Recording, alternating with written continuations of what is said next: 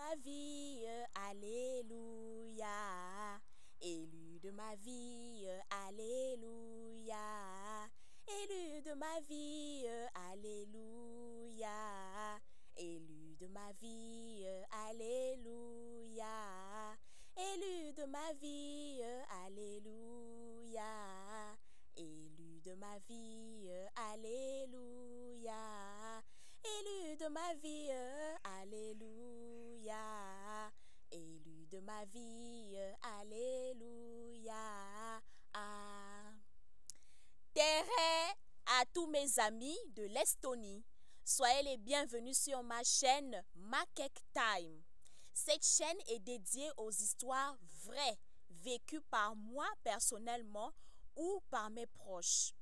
Aujourd'hui, je vais vous raconter l'histoire qu'a vécue personnellement ma tante. On va lui donner le nom de Mathurine. Alors, ma tante Mathurine, cette histoire se déroule en 1997 à Libreville, au Gabon. À cette période-là, ma tante Mathurine, elle était à l'UOB et elle avait raté ses examens, donc ses partiels. Elle était très triste et très bouleversée parce qu'elle voulait absolument gagner son année pour pouvoir passer en classe supérieure. Mais malheureusement, elle avait raté les partiels et donc il fallait faire un rattrapage. Elle était donc à la maison toute triste et c'est comme ça que c'était un samedi. Elle a reçu la visite de ses cousines. Donc, deux de ses cousines sont venues lui rendre visite et ils lui ont dit, bon Mathurine, là on te voit, là on ne te sent pas, tu es trop triste. À cause seulement des partiels, tu veux maintenant rester comme quelqu'un qui a perdu un parent, toi aussi. La vie continue et en plus tu vas pouvoir te rattraper, donc ça ne sert à rien de te morfondre comme ça. Viens avec nous, on va t'emmener en discothèque, aller te détendre un peu et penser à autre chose. C'est comme ça que Mathurine a dit, ah les filles, laissez-moi, moi je n'ai pas envie de sortir. Ses copines ont insisté, ses cousines ont insisté, elles ont dit non, toi aussi viens. Mathurine a dit, bon, comme vous insistez là, bon, je viens quand même. Mais elle s'est habillée en débrayé, quoi. Elle a juste mis un long cabas et elle est partie avec des babouches. Elle a juste mis son cabas et ses babouches. Elle est partie comme ça. Et la mine était vraiment défaite. Mais elle a voulu faire plaisir à ses cousines. Arrivant en discothèque, les cousines, tout de suite, elles ont entendu la musique. Elles se sont dirigées vers la piste de danse. Mais Mathurine, elle n'était pas du tout dans son esprit de fête. Donc, elle est allée s'asseoir. Et là, elle était juste en train de regarder comment ses cousines s'amusaient. Mais elle, son esprit n'était même pas là. C'est comme ça qu'au bout de quelques minutes, il y a le portier qui s'est approché de Mathurine et il a dit, mademoiselle, il y a un monsieur qui vous offre un verre. Donc, il a déposé le verre sur la table. Mathurine a dit que, mais ça, c'est quel monsieur qui m'offre le verre? Est-ce que je vous ai dit que moi, j'avais soif? Pardon, prenez votre verre et dites à ce monsieur-là que la demoiselle a dit qu'elle n'a pas soif, elle n'a pas besoin de son verre. Donc, ramenez ce verre-là vers le monsieur. Le portier, il était complètement dépassé, donc il n'a même pas voulu encore discuter. Il a pris le verre, il est retourné chez le client qui avait offert le verre à Mathurine. Il a donc expliqué la situation au client. Et c'est comme ça que ce monsieur-là a de nouveau renvoyé le portier vers Mathurine.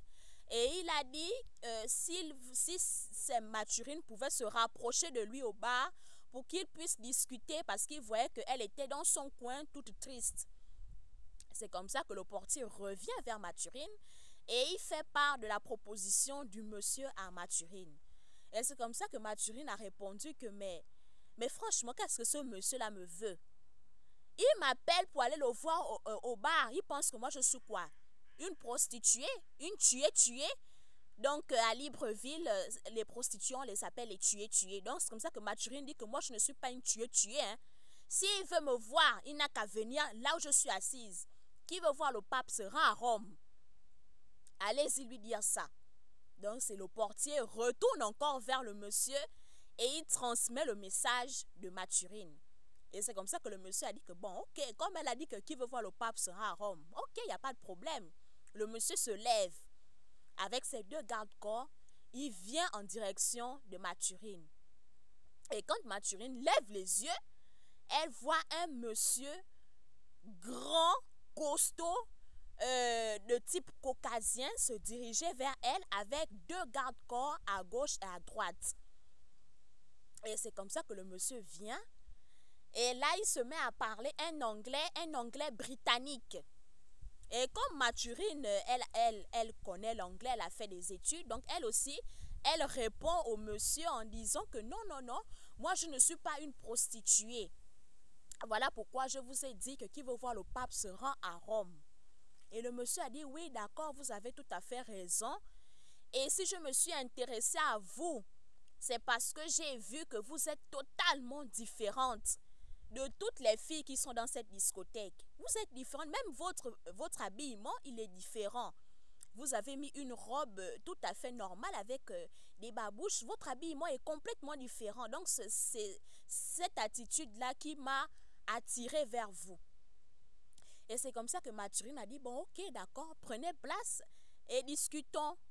Donc, le monsieur ici assis, ils ont commencé à discuter en anglais. Hein, Mathurine se débrouillait à bricoler un anglais. Et quand elle ne comprenait pas très bien, parce que le monsieur, il avait un accent fort, un accent britannique, donc elle demandait au monsieur de répéter plus posément, plus calmement, qu'elle puisse comprendre. Et au bout d'un moment, les cousines se sont rendues compte que Mathurine avait de la compagnie. Les cousines ont dit que, oh, mais ça c'est qui est en train de parler avec Mathurine là-bas? Allons-y voir, oh, parce qu'ici on ne sait pas. Le dehors est risqué. Donc rapprochons-nous de Mathurine. Peut-être que c'est une mauvaise personne avec qui elle est en train de parler là-bas.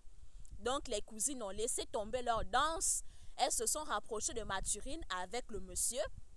Elles ont demandé à Mathurine que, mais ce monsieur-là c'est qui? Mathurine a dit non, c'est un monsieur comme ça. Il m'a d'abord offert un verre. Ici, j'ai refusé et il s'est rapproché de moi pour faire plus ample connaissance. Et c'est comme ça que les cousines ont dit, ah d'accord. Donc les cousines se sont présentées au monsieur. Elles ont dit, non, Mathurine, c'est notre cousine. On est venu ici en sœur pour se détendre et tout. Donc voilà, elles ont donné leur prénom. Le monsieur aussi a donné son prénom. Et elles se sont assises pour se joindre à la discussion. Donc le monsieur, il a dit aux cousines, qu'est-ce que vous voulez boire et tout, je vous offre quelque chose. Les cousines ont accepté, elles ont commandé et le barman a amené les boissons et tout le monde s'est rafraîchi et tout.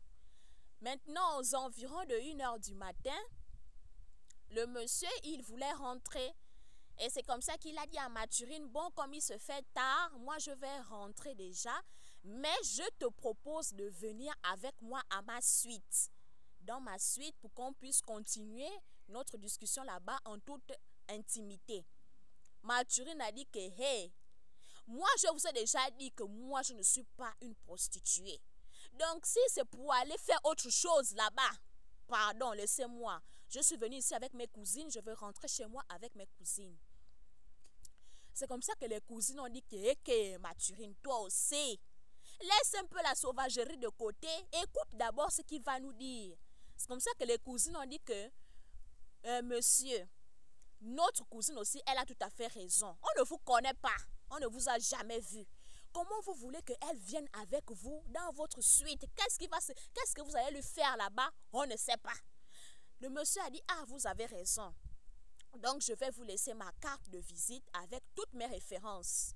Et si demain, à 11h, vous ne voyez pas Mathurine venir chez vous à votre domicile familial, allez-y directement à la police, portez-moi plainte, venez me chercher à ma suite. Je vous donne tous mes contacts. Voilà la carte qui est là. C'est comme ça que les cousines ont dit que bon, d'accord. Elles ont pris la carte du monsieur où il y avait toutes ses coordonnées, toutes ses références. Et elles ont dit à Mathurine que bon, toi-même tu as vu, non? Si c'était un bandit, il n'allait pas nous laisser sa carte, il n'allait pas nous donner toutes ces références-là. Donc ça montre déjà que le monsieur, quelque part, c'est quelqu'un de sérieux. Donc s'il te plaît Mathurine, va d'abord voir. Et si ça ne te plaît pas, Tu n'es pas obligé de retourner là-bas. Dès que le lendemain arrive à 11h, tu rentres à la maison tranquillement, sans problème. Mathurine a dit, ok, d'accord, je vais donc y aller, mais vous gardez bien sa carte, parce qu'on ne sait jamais. Les cousins ont dit que non, on garde sa carte. Demain, 11h, si tu n'es pas à la maison, directement on se dirige au commissariat. Ça, il n'y a pas à tergiverser. Donc, le monsieur a dit au revoir aux cousines et il a pris Mathurine et ses gardes-corps. Ils sont montés à bord d'un véhicule de luxe et ils se sont dirigés vers un hôtel 4 étoiles à l'époque. C'était un hôtel 4 étoiles de Libreville. Je tairai le nom de l'hôtel par discrétion. Ils se sont dirigés dans cet hôtel et le monsieur était logé dans la suite 517. Donc, c'est comme ça qu'ils montent dans l'ascenseur et ils arrivent dans la suite 517. Et là, Mathurine se retrouve au milieu d'une suite tout à fait luxueuse avec toutes les commodités. Et là, ils ont poursuivi leur discussion. Ils ont fait plus ample connaissance jusqu'à ce qu'ils étaient fatigués. Ils ont dormi. Et le lendemain matin, le monsieur réveille Mathurine à 9h. Il lui dit, réveille-toi parce que j'ai promis à tes cousines qu'à 11h, tu devais être devant le domicile pour montrer que je ne t'avais pas fait du mal. Donc, prépare-toi. Et pour ton déplacement, pour ton transport, voilà, je te remets la somme de 50 000 francs, donc environ 100 € par là. Je te remets ces 100 € là et tu pourras te déplacer pour aller jusqu'au domicile de tes cousines. Donc, le monsieur, il a laissé l'argent sur le lit et il a ouvert ses mallettes parce qu'il y avait plusieurs mallettes dans la pièce. Il a ouvert les mallettes et Mathurine a vu des millions et des millions dans ces mallettes-là. Des millions de l'argent. Il a laissé ça ouvert comme ça. Et il a laissé un revolver posé sur la table à côté des mallettes où il y avait de l'argent. Il a dit, bon, je vais au boulot. Je vais me balader quelque part. Je serai de retour le soir. Mais toi, le soir, je voudrais que tu reviennes ici, dans la suite, pour que toi et moi, on apprenne à bien se connaître. Tu prends quelques vêtements chez toi, tu les amènes ici, on va rester ici ensemble. Mathurine a dit, ok, d'accord. Donc, le monsieur est sorti, il est parti. Elle s'est retrouvée en face des millions, plein d'argent dans la chambre. Mais vu que ma tante Mathurine, elle a une très bonne éducation, reçu par mon grand-père qui a toujours demandé de ne pas toucher à ce qui ne t'appartient pas. Mathurine n'a même pas pris même pas un centime. Elle a juste pris les 100 € qu'il lui avait remis. L'argent, elle a laissé ça comme ça. Elle est partie au domicile des cousines. À 11h, elle était là. Les cousines étaient contentes parce que Mathurine avait ramené des croissants, des jus de fruits et tout. Le petit déjeuner était assuré. Les cousines ont dit que oh non, ça c'est une bonne chose, Mathurine. Tu as vu? Tu as voulu refuser le bonheur. Hein? Ça c'est le bonheur là que tu as voulu refuser, vraiment. Maintenant, aujourd'hui, là, tu as vu, tu nous assures le petit déjeuner aujourd'hui. Raconte-nous comment ça s'est passé là-bas. Et c'est comme ça que Mathurine a dit que non, il n'y a pas de problème. C'est un monsieur tout à fait sympathique, tout à fait sérieux. Il n'y a pas eu de problème. Les cousines ont dit que voilà. Maintenant, qu'est-ce qu'il t'a dit concrètement? Mathurine a dit non, il m'a demandé de prendre quelques vêtements de rechange à la maison et de repartir là-bas le soir pour que je puisse rester là-bas avec lui, je lui tienne compagnie. Les cousines ont dit que hey, Mathurine a déjà trouvé le mari. C'est fini.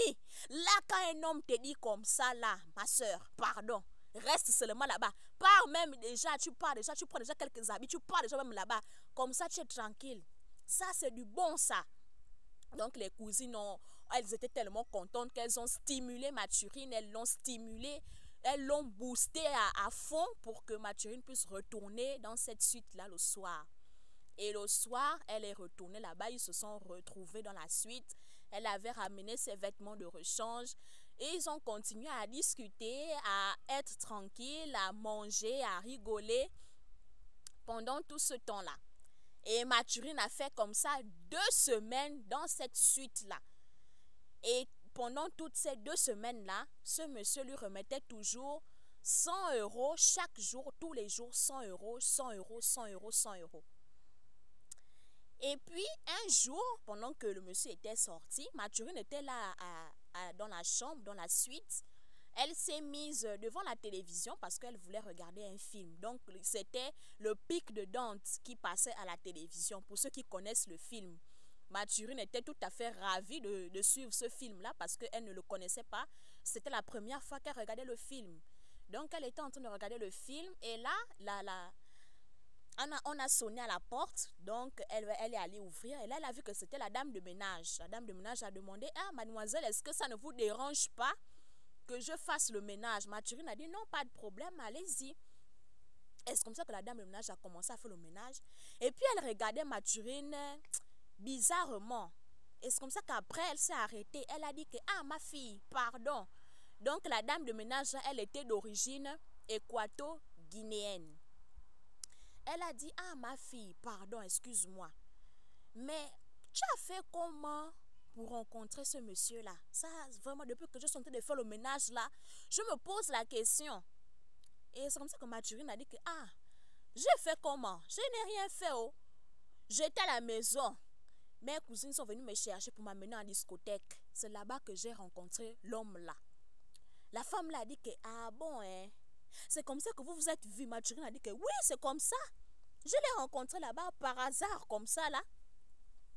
La dame de ménage l'a dit que: oh ma fille, mais tu as la chance. Tu as vraiment la chance, ma fille. Si tu n'attrapes pas là, la chance là, ça va passer devant toi comme ça là. Et tu vas seulement regretter. C'est comme ça que Mathurine a dit que: oh, on fait comment pour attraper? C'est comme ça que la dame de ménage a dit que: ah, est-ce que ta mère vit toujours? Mathurine a dit que: oui, ma mère, elle est là, elle vit. La dame de ménage a dit que: ah, ma fille, rapproche-toi de ta mère. Elle va te montrer comment on fait pour attraper un homme. Parce que là, c'est ta chance.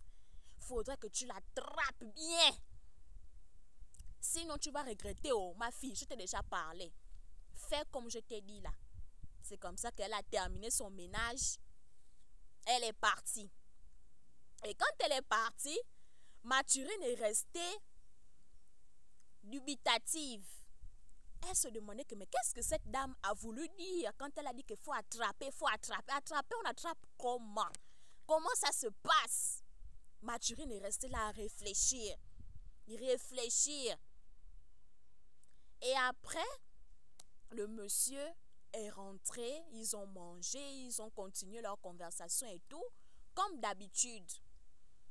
Et puis, le lendemain, aux environs de 6 heures, le téléphone du monsieur sonne. Et quand son téléphone sonne, il décroche le téléphone. Et c'était une dame, une Européenne qui était au bout du fil. Et la dame se met à menacer le monsieur. Mais quand je vous dis menacer, hein, c'est vraiment menacer. Et Mathurine n'a pas pu comprendre ce qu'elle était en train de dire parce que la dame, elle parlait l'anglais britannique. Donc, c'était vraiment un anglais très, très soutenu. Et elle parlait tellement vite, Mathurine n'a rien compris de ce que la dame était en train de dire. Elle entendait juste comment la dame, elle criait au téléphone. Et le monsieur était là, il ne disait rien. Il était là vraiment, il regarde Mathurine. Mathurine aussi le regarde. Oh, mais qu'est-ce que la dame là est en train de dire là-bas au téléphone comme ça? Que le monsieur là est comme ça, il me regarde bizarrement. Et puis après, la conversation s'est terminée. Le monsieur a raccroché le téléphone. Le monsieur, il s'est mis sur le lit assis. Il était en train de réfléchir. Et après, il a réveillé. Il a dit: Mathurine, est-ce que tu dors? Mathurine a dit que non. Je ne dors pas avec le coup de fil que tu as reçu. Là, ça m'a réveillé aussi. Hein, ça m'a réveillé. Donc là, j'ai même perdu aussi le sommeil. Et le monsieur a dit que: ah, Mathurine, j'ai une question à te poser. C'est très important. Mathurine a dit que: oui, je t'écoute. Quelle question? Le monsieur a dit que: Mathurine, ton père est vivant. Mathurine a dit que: ok.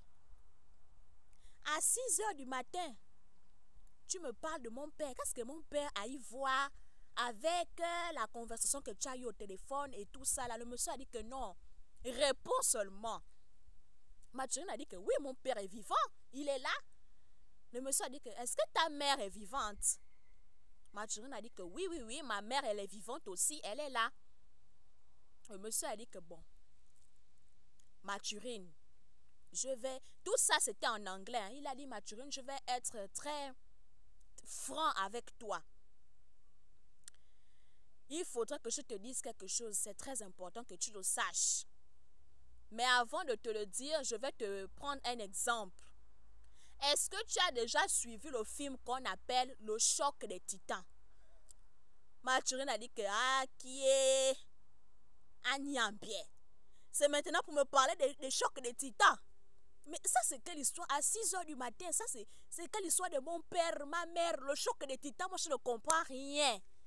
Le monsieur a dit que tu vas comprendre. Écoute seulement. Est-ce que tu as déjà suivi le film du choc des titans?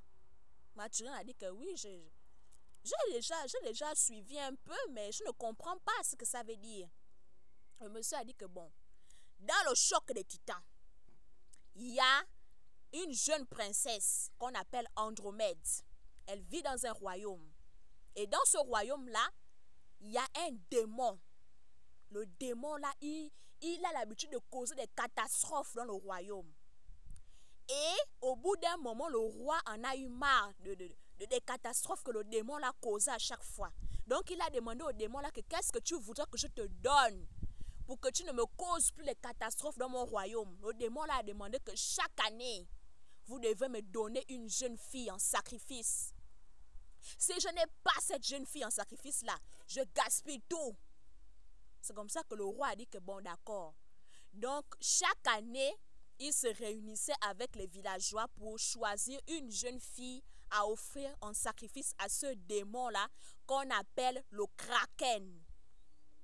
Et le démon-là, quand il mangeait la fille-là, sa colère s'apaisait et le royaume était en paix.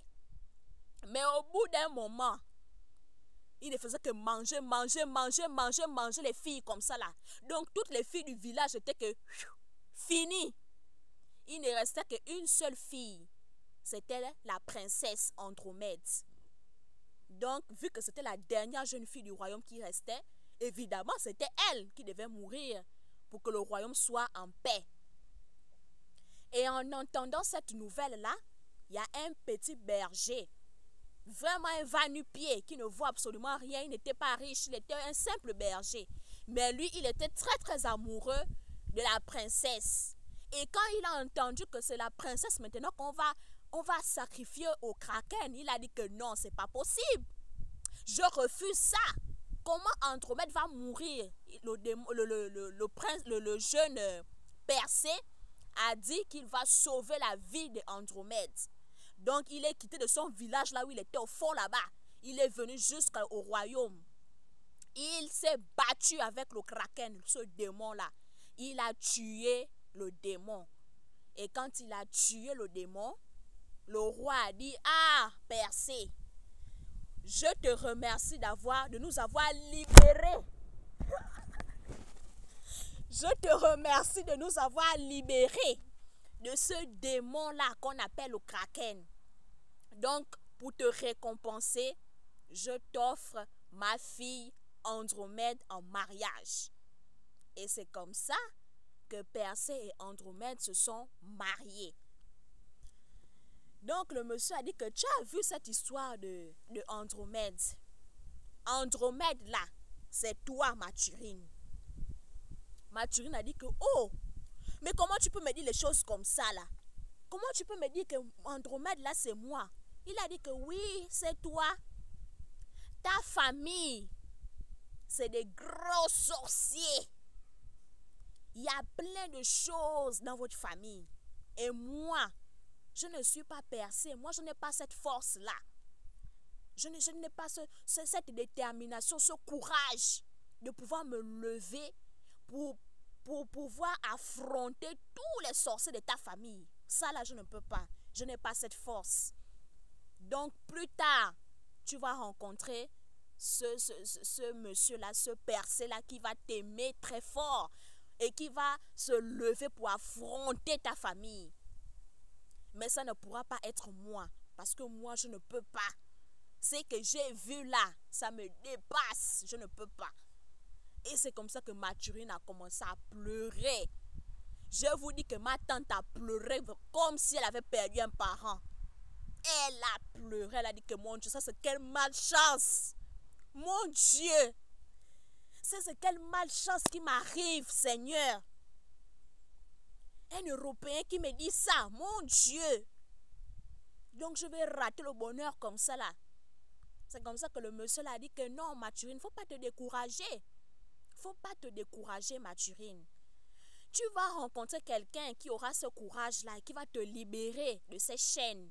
Mais ça ne pourra pas être moi, c'est tout ce que je te dis, que ce ne sera pas moi. Tu vas rencontrer cette personne-là plus tard. Mathurine était vraiment inconsolable. Inconsolable. Malgré tout ce que ce monsieur-là lui disait pour lui remonter le moral, elle était abattue. Et le monsieur a dit, bon Mathurine, moi ma mission ici au Gabon se termine. Donc je vais rentrer en Angleterre. Mais je ne vais pas partir comme ça, sans un au revoir, sans rien. Il faudra que tu me donnes tes coordonnées, tu me donnes ton adresse et tout, je note ça. Et comme ça, depuis l'Angleterre, je vais toujours t'appeler, je vais toujours t'écrire et tout, on va s'écrire. Parce que bon, je sais que tu n'as pas de téléphone, c'est pas facile, mais je vais toujours t'écrire. Mathurine a donc écrit son adresse sur un bout de papier. Elle a écrit son adresse, tout, elle a mis. Et le monsieur a pris l'adresse, il a mis dans la poche de son pantalon. Il a fait ses valises. Il a dit à Mathurine, bon, est-ce que tu veux m'accompagner à l'aéroport? Mathurine a dit que non, je ne peux pas t'accompagner. Tu me vois déjà dans l'état que je suis là. Comment tu vas me demander de t'accompagner à l'aéroport? Je ne peux pas. Je suis déjà dans un état critique. Pardon, s'il te plaît, va seulement. On va s'écrire. Le monsieur a dit, bon, d'accord. Sois courageuse, Mathurine. Sois forte. Mathurine a dit, ok, d'accord. Donc, il a bouclé ses valises. Il a laissé les 100 € à Mathurine parce que tous les jours, il laissait toujours 100 €. Il lui a donné l'argent et il est parti. Il a pris l'avion, il est rentré. Et c'est comme ça que Mathurine est restée là, vraiment abattue, triste. Ensuite, elle aussi, elle a fait ses bagages. Elle a libéré la suite. Elle est partie. Et quand elle est arrivée chez ses cousines, les cousines étaient contentes et tout, que Mathurine encore, elle va encore ramener encore des bonnes choses. Et c'est comme ça que les cousines ont vu que Mathurine vient là-bas, vraiment avec une mine abattue, triste, avec les yeux gonflés. Les cousines ont dit que, oh, Mathurine, c'est comment? Qu'est-ce qui se passe? Pourquoi tu as les yeux gonflés comme ça? Mathurine a dit que, oh les filles, c'est grave. C'est grave. Les cousines ont dit que, maman, qu'est-ce qui est grave? Dis-nous. Mathurine a raconté donc tout ce que le monsieur lui avait dit le matin. Les cousines ont dit que, oh, Seigneur. Donc le blanc là a vu la sorcellerie de la famille là. Maman, mon Dieu. Les cousins ont dit que, on a raté le beau-frère, mon Dieu, à cause de la sorcellerie, à cause du vampire. Mon Dieu. Ça c'est quelle famille, Seigneur. Donc les cousines aussi ont commencé aussi à pleurer. Tout le monde était en train de pleurer. Les gens étaient inconsolables. Les cousines sont allées voir aussi une de leurs tantes. Elles ont raconté ça aussi à la tante là-bas. La tante a dit que mon Dieu. La tante aussi a pleuré aussi. Donc tout le monde était en larmes. Tout le monde était triste. Donc Mathurine est restée comme ça. Elle a attendu. Elle a attendu que le monsieur l'écrive et tout. Mais les mois passèrent, toujours pas de nouvelles de ce monsieur. Donc au bout d'un moment, Mathurine a fini par arrêter d'espérer. Parce qu'elle ne faisait qu'attendre, elle a vu que rien. Elle a arrêté d'espérer, elle a laissé tomber. Donc un jour comme ça, avec ces mêmes cousines-là, elles étaient là au bord de la route, elles étaient en train de raconter leurs péripéties. Elles étaient là, elles veillaient et tout. Et c'est comme ça que il y a une voiture un monsieur qui s'est arrêté. Le monsieur s'arrête et là, Mathurine et ses cousines sont étonnées. Le monsieur descend, il dit bonsoir mes filles. Et c'est comme ça que les filles disent oui, bonsoir monsieur. Vous êtes perdu? Est-ce que vous cherchez quelqu'un ou quelque chose? Le monsieur a dit que non, non, non, je ne suis pas perdu. Je me suis arrêtée là parce que vraiment, la vie d'une parmi vous, là, celle qui est au milieu là, la fille là souffre. Vraiment. Non, elle souffre. Et en plus, je vois que il n'y a pas longtemps, elle a raté la chance de sa vie à cause de la sorcellerie dans sa famille. Les cousines se sont regardées, elles ont regardé Mathurine. Les cousines ont dit que, oh monsieur, comment vous savez ça? Et monsieur a dit que, oh, moi je suis un ganga. Donc j'ai vu ça, que cette petite-là a raté sa chance à cause des problèmes de sorcellerie dans sa famille. Ce monsieur-là, c'était vraiment le bonheur. C'était la lumière. Mais la façon que le bonheur est passé comme ça, là, vraiment, ma fille, tu as trop de problèmes. Donc, je te donne ma carte. Le monsieur là a donné sa carte à Mathurine. Il a dit que ma fille, quand tu auras un peu quelque chose, viens dans mon temple. Je vais te soigner parce que tu souffres trop. Tu as trop de problèmes. Ce n'est pas normal. Il faudrait qu'on te soigne, on te suive vraiment pour que toutes ces malchances, tous ces problèmes-là et toute la sorcellerie que ta famille fait s'arrête. Et donc, c'est comme ça que le monsieur a donné sa carte à Mathurine. Mathurine a dit, ok, d'accord, j'ai compris ce que vous m'avez dit. Merci beaucoup. Le monsieur est monté dans sa voiture, il est parti. Et des années après, Mathurine fait la connaissance d'un monsieur, un jeune homme d'origine sud-africaine. Donc, ils se rencontrent comme ça et ça commence à se fréquenter et tout. Ils se fréquentent avec ce monsieur jeune homme-là. Et puis un jour, Mathurine apprend que ce jeune homme a son frère qui vit à Londres. Donc, son frère était à Londres, là-bas, il faisait ses études à Londres. Et c'est comme ça que Mathurine a demandé à ce jeune homme-là que, j'ai une connaissance que j'ai perdue de vue depuis des années. Je l'ai perdue de vue.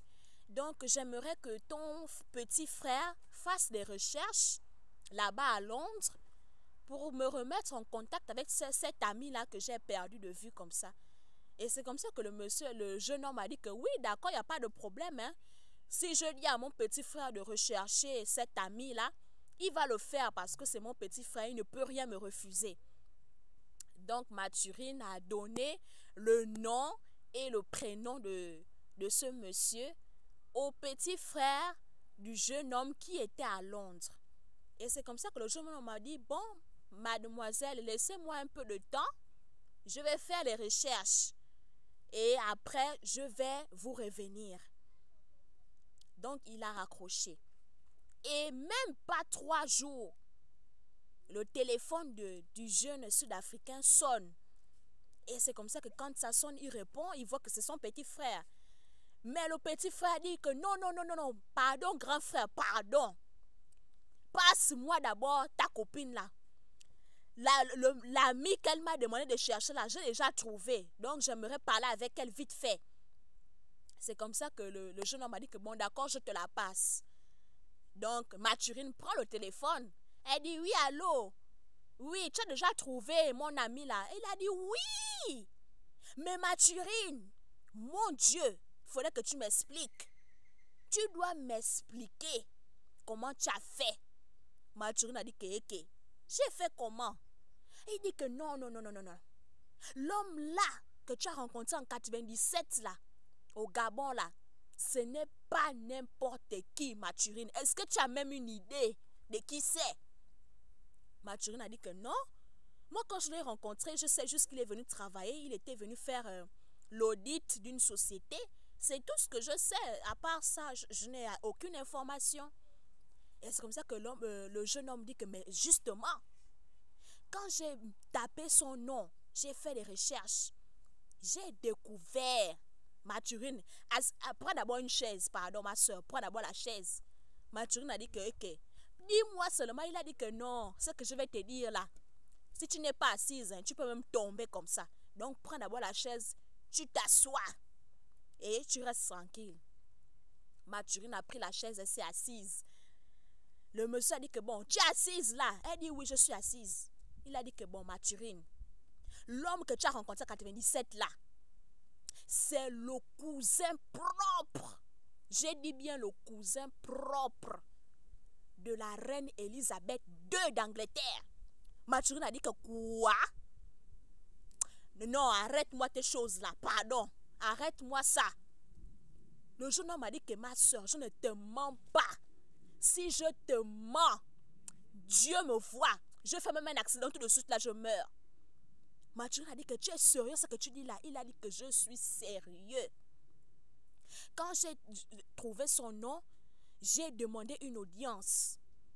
Et j'ai mis objet de l'audience Mathurine. J'ai mis objet de l'audience Mathurine. C'est comme ça que le monsieur là, quand il a seulement vu Mathurine, le monsieur là m'a rappelé tout de suite. Il a dit que, oh, je connais la fille là, Mathurine. Il a dit que, pardon, viens vite à mon bureau. À 13h, tu me retrouves là-bas. Et quand je suis arrivée à son bureau, il m'a demandé que, mais Mathurine là, elle est où? Est-ce qu'elle vit toujours? J'ai dit que oui, elle vit. Elle est toujours là-bas à Libreville au Gabon. Elle vous cherche depuis des années, depuis 97. Aujourd'hui, nous sommes déjà en 2004. Elle vous cherche. Le monsieur l'a dit que mon Dieu, je la cherche aussi, mais je ne la trouve pas.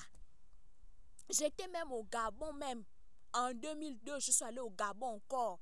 J'ai cherché Mathurine. Je ne l'ai pas vue. Vraiment, cette fille-là a trop de problèmes de sorcellerie dans sa famille. Elle a trop de problèmes. Vraiment, Mathurine. C'est comme ça que le jeune homme a dit que, ah, mais elle m'a dit que quand vous étiez ensemble en 97 au Gabon, elle a écrit son adresse sur un bout de papier.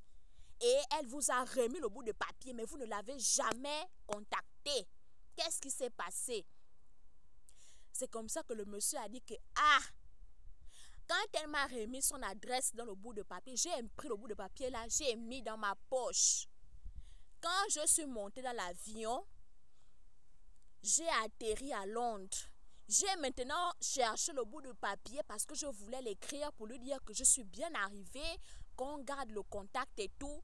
Quand je mets la main dans la poche comme ça, le bout de papier a disparu. Le jeune homme a dit que quoi?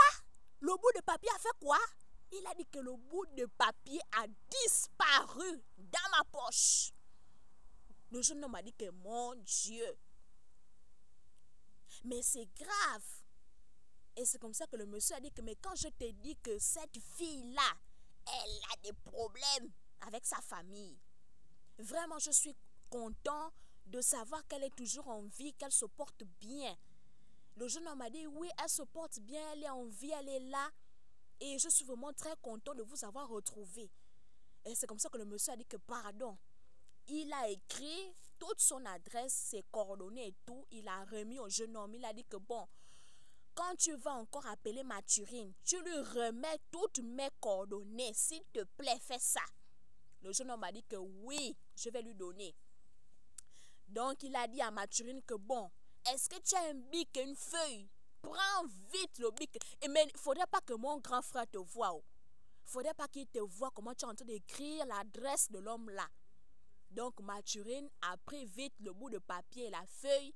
Elle allait se cacher dans les toilettes avec le téléphone. Et c'est comme ça que le jeune homme a dit que bon, mon grand frère, est-ce que tu l'as laissé? Elle a dit oui, moi je suis déjà enfermée dans les toilettes. Tu peux parler. Et c'est comme ça qu'il était en train de donner toutes les coordonnées par téléphone. Mathurine était en train de noter. Donc elle a noté, elle a noté, elle a noté. Et après, ils se sont dit au revoir. Elle a raccroché le téléphone.